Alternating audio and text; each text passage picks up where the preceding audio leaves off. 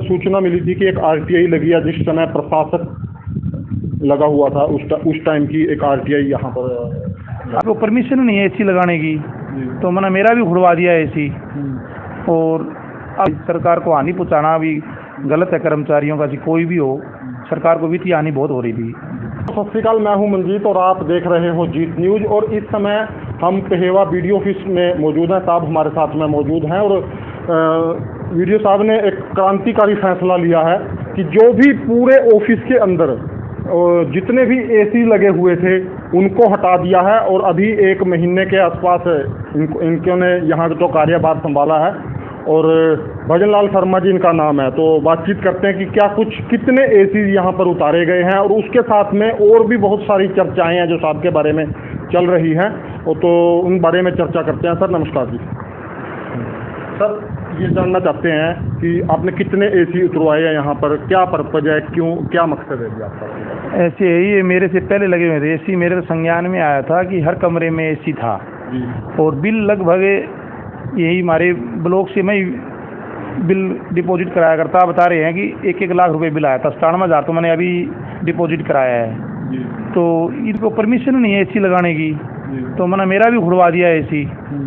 और अब की बार तो बिल कुछ कम ही आएगा। तो बिना परमिशन है नहीं थे, ये सब कमरों में लग रहे थे, इनको लगाने नहीं चाहिए थे। सरकार को हानि पहुँचाना भी गलत है कर्मचारियों का, कोई भी हो, सरकार को वित्तीय हानि बहुत हो रही थी।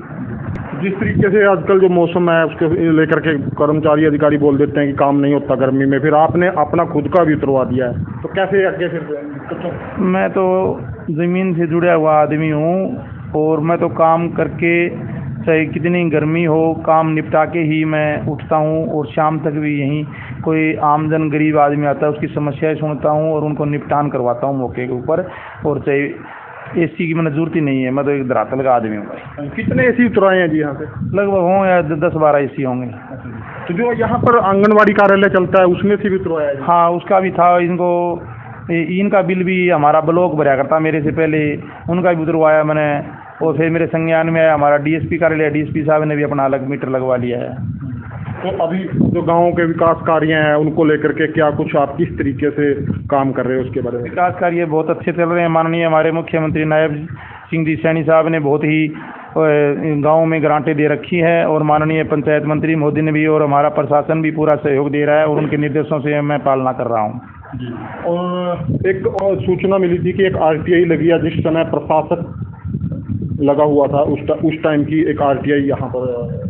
अब मेरे को तो संज्ञान में आते ही मैं आरटीआई के लिए जो कर्मचारी डील करते हैं उनको मैं कहता हूँ कि कोई भी पेंडिंग में ना रखें। ऐसी कोई होगी तो मैं उनकी रिपोर्ट तुरंत ही आरटीआई दिलवा दूंगा कार्यालय से। और इससे अगला क्या फैसला रहेगा? कोई इस प्रकार के कड़े फैसले लिए जा सकते हैं सर?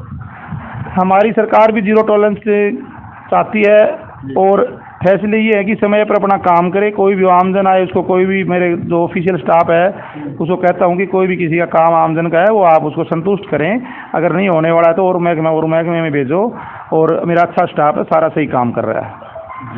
तो एक समस्या रहती है जी गांव के अंदर तालाब की सफाई को लेकर के, उस पर भी कुछ है आपके संज्ञान में? उस पर क्या कुछ काम कर रहे हैं? तालाबों की सफाई के बारे में हमने ग्राम पंचायतों को निर्देश दिए हैं, ग्राम पंचायतें उस पर कार्य कर रही है। ठीक है जी, थैंक यू जी, बहुत बहुत धन्यवाद जी।